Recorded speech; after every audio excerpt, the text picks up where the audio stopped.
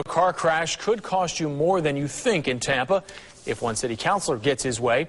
Councilman Curtis Stokes wants to charge drivers a fee to cover cleanup costs. Our John Thomas has a look at the idea.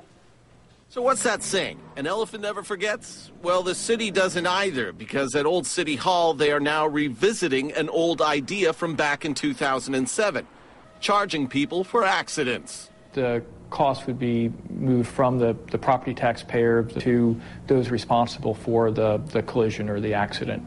City Attorney Chip Fletcher has been directed by Tampa City Council to look into just that and to come back with an answer January 20th. But it won't be easy. It turns out in 2009, the legislature significantly limited the ability of cities to assess fees for responses to vehicle accidents.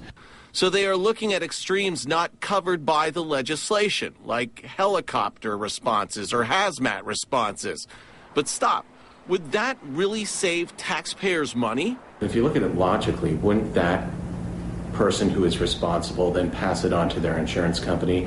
Wouldn't the insurance company then raise premiums, which would just dump that on the taxpayer again? Well, that is the countervailing argument, and that's why I believe why the legislature limited our authority to do that. So let's just break this down and see what happens. Well, this is what would happen if the city goes through with this. The city doesn't want you responsible for someone else's accident, which makes sense. So they're going to pass that cost on to the person responsible for that accident. Sounds fair.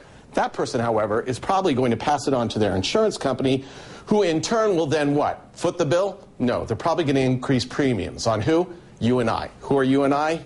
You and I, we are the taxpayers, and that right here is the great circle of life, or in this case, the great circle of financial strife.